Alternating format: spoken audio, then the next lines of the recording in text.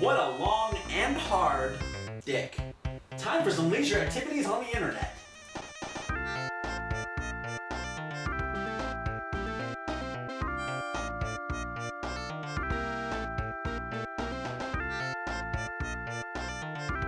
Oh, I forgot all about it. No! What the fuck?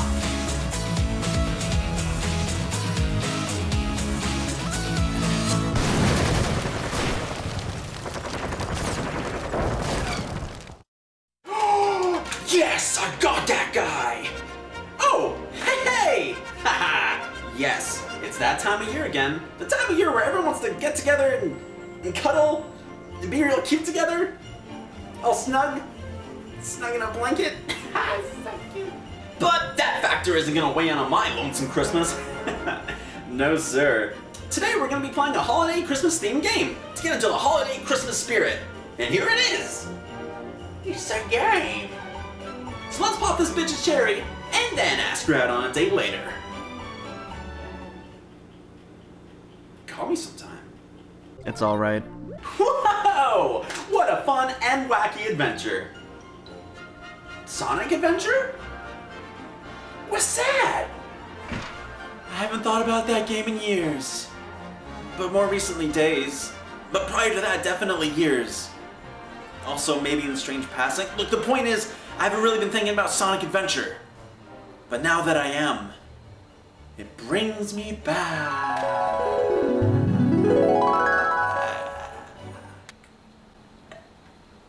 Sonic Adventure, or the version I played, Sonic Adventure DX Director's Cut, was a game I got as a part of a 2-pack for the Nintendo GameCube. This also included Sonic Adventure 2 Battle, which is the game I actually wanted. But my mom insisted on getting me the 2-pack, so hey, extra points for mom.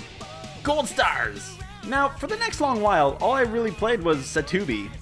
Yes, that's what I call it. Playing the campaign, raising the chows, finding all the hidden power-ups, and playing City Escape over 300 times. Which actually isn't very impressive, based on the required minimum of 200 on account of Escape from the City being fucking awesome!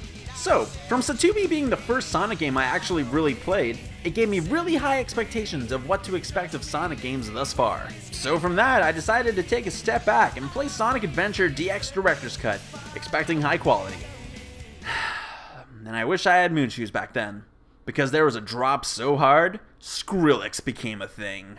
I mean, I was forced to play this game to completion, it being one of the 6 games I had. Like, I remember one time my mom coming in to watch me play the game to see exactly what she spent her hard-earned money on, only to get up and leave like a minute later. She felt bad for me.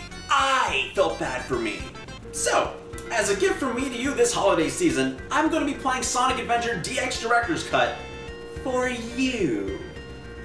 And I may be playing it on Steam, because I sold my real copy for $3 at Aneva Games years ago. Even as a kid, I knew I was getting a good deal. Hashtag hustler. Smoke weed every day. Hey now, this is what dreams are made of. So here we go, starting up the game.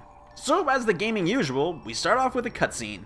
Everything's fine, cars are going, people are walking, alright? Then immediately, all the storm drains and apartment sewage lines erupt from everywhere. The streets are bursting, glass is shattering, and giant floating bodies of water are forming midair. Come on, a video! Lo and behold, here we are at the title screen. Oh neat, they're reusing the main theme for it. And the song starts over every time you go into a new screen. Why does it do that? Anyway, here we are starting the game. Things are looking pretty tame, pretty normal, until our blue blur of a hero shows up, running on walls and going whoop to jump around. Awesome! What a radical dude. Oh yeah! This is happening! But I really wish it wasn't. So after that magic of a lip-syncing scene, we got some cops driving around like a bunch of 12-year-olds playing GTA 5 online.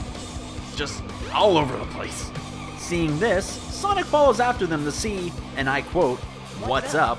and spin dashes after them. Over on the next area, you can see there's already a confrontation of a blue jelly guy against a squad of police officers and their group of rings that they always keep nearby. After realizing that the stationary rings cannot help them, they all retreat. or most of them do. Some, like this guy, get stuck on absolutely nothing and just walk backwards in place, really awkwardly. Or that's what I think I see. The ring's just kind of in the way. But then Sonic shows up like a fucking cool guy to resolve the sitch. Nice. After a short fight in an extremely cramped space, Sonic defeats the blue jelly. After taunting the blue goo in a cutscene, it slimes its way over to a storm grate and disappears into the night, leaving Sonic to just kinda stare at it. You know, you could just move the grate and follow, or never mind. But then suddenly, Eggman! You know nothing, fool! It's Chaos, the god of destruction!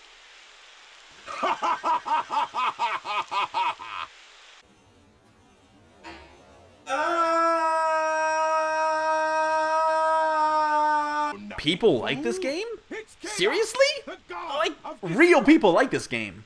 Well, I mean, what's not to like? Especially in the next scene where Tails is spiraling out of control in his airplane, and Sonic, who immediately is concerned for his friend's safety, jumps up and blurts out this impeccable line of speech. Watch out! You're gonna crash! Ah! Ah? Ah! Ah! Ah! Ah isn't a real emotion for when you're watching your friend plummet from the sky in an airplane that can explode on contact of anything, let alone the crushing nature of gravity. Things like, oh my god, or a shocked silence are things that are considered normal, not ah. You may as well have just said, well, I guess that's it then. That's not something you say! Tails! Now, what am I gonna do with you? Probably start looking into a funeral home? Maybe a casket if there's anything left. I don't know, he just crashed his plane. That's basically all the legal things you can do with the body. Unless you're into taxidermy, like whoever stuffed these lifeless creatures. These people just kind of stand there, staring. It's weird, but as the normal in Sonic games, you can talk to them. What does this kid have to say? Don't worry if the view suddenly changes, it does that sometimes. So they acknowledge that the camera's bad, so they put a guy in the game to tell you not to worry about it? Is that how Sega covers their bases now? It's like putting "this game is good" on the front cover. Well, if you ever played a Sonic game before, you know what the first level's gonna be like. It's gonna be really green and friendly looking. Lots of straightaways to just show you that yes, you are indeed a fast hedgehog. There really isn't too much complexity. It should just be a relaxing and fun stroll through the ground? I didn't even do anything. It just straight up glitched me through the ground. Was I not supposed to try to turn right a little bit? The path looked like that's exactly what it wanted me to do. Alright then, let's only hold up and see how far that takes us. Wow, it's like this game doesn't even need my directional input at all. Just up seems to be getting me pretty far. Oh, but this next part looks pretty cool, so let's go back into that directional input to stay on the wall. And nope, I really shouldn't have tried to play the game. Made me fall. That's nice for me. Yeah, finally beat this level. And here's Tails, looking well, might I add. Glad to see you're not dead. I already paid for your stuffing, but that's fine. And now we have Tails with us. He tells us that he's found a Chaos Emerald, letting us know that it has unlimited power. He also says that he's been using it as a power supply for his plane, which was clearly an excellent idea in retrospective. You've gotta come over to my workshop, Sonic. It's in the Mystic Ruins. The fastest way is by train. Let's go! Actually, Tails, the fastest way is by me. I am Sonic the fucking Hedgehog. Don't know if you remember that. But unfortunately, the world map won't allow such tomfoolery. So, train it is. Which actually makes sense. Just because Sonic is the fastest hedgehog doesn't mean he ever gets tired. I mean, you're still running. And when I say that, I mean you're running on thin ice, Tails. There's no way trains are faster than I am. I'm playing Sonic! So eventually, we make our way on over to Tails' workshop. But what's this? Oh, it's Eggman. Let me guess. Chaos Emeralds? I want all of the Chaos Emeralds!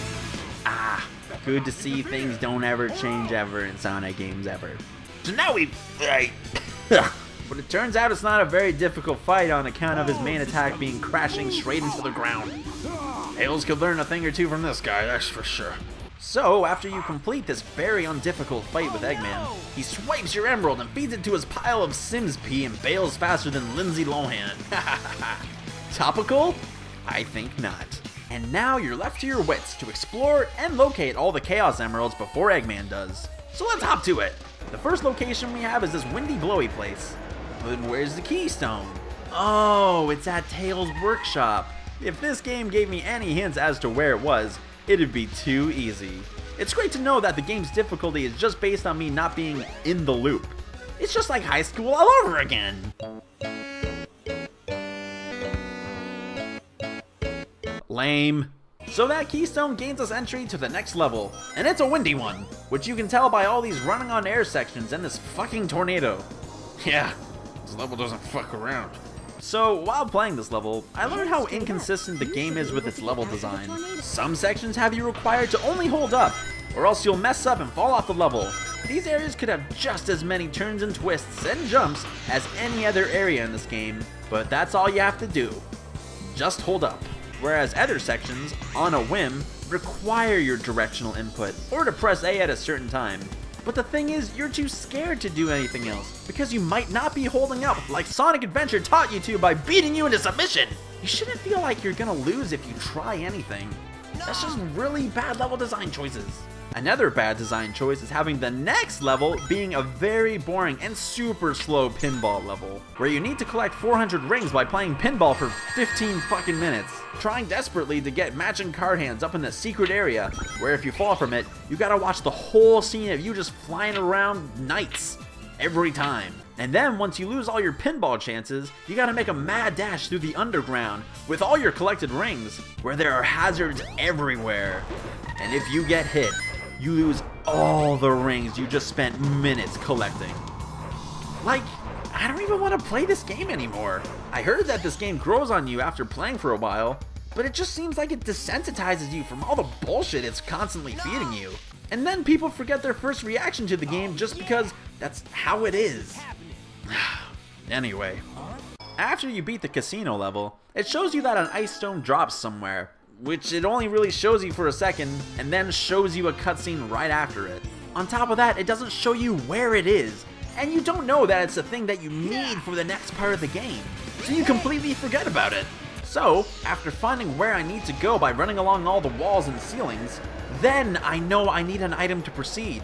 But there's no way of connecting that the thing that dropped a little while ago, which you can easily forget about, is connected to this thing here. Especially if you have to turn off your game and then come back to it later. So at this point, I'm completely lost. I try to find places I haven't been to yet, look for power-ups I've missed to get to an area I might need to go back to the Mystic Ruins to look for something I probably missed, can't find anything, learn that the red glowy balls tell you what you're supposed to be doing in the game that the main game should be telling you, and then the red balls tell you that you're supposed to be looking for an ice key. But what's the ice key?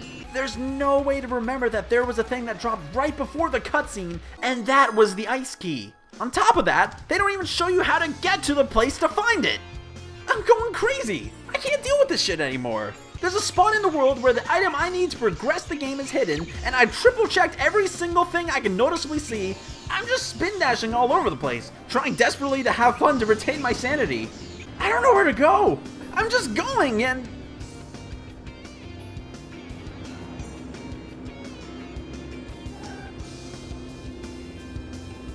Froggy, where are you?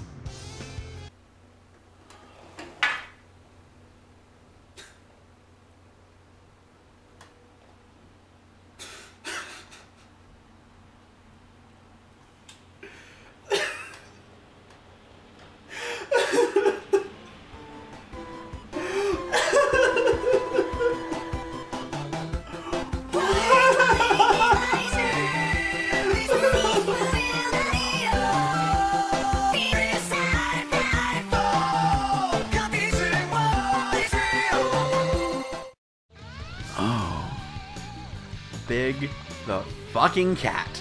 Look at this. This is fucking it. Someone said that this was a good idea. Some guy said Big the cat fishing for his pet frog named fucking Froggy was a good idea.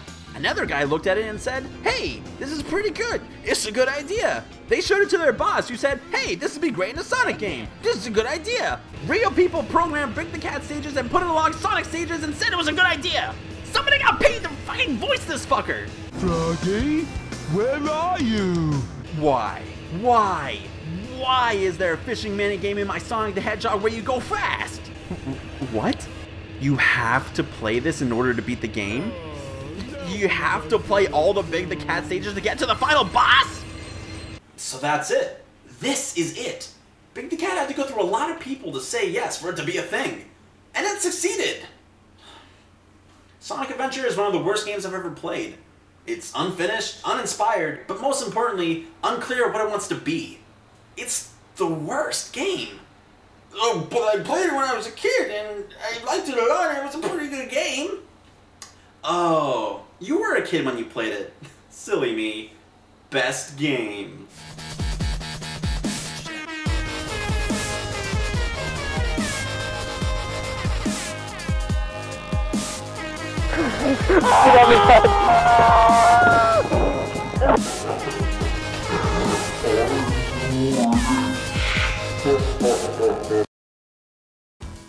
Thank you so much for watching, and I really hope you enjoyed the video.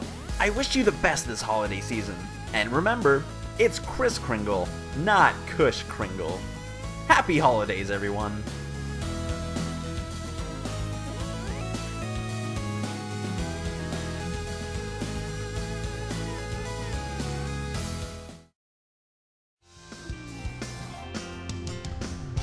Oh. There it is. Death to all!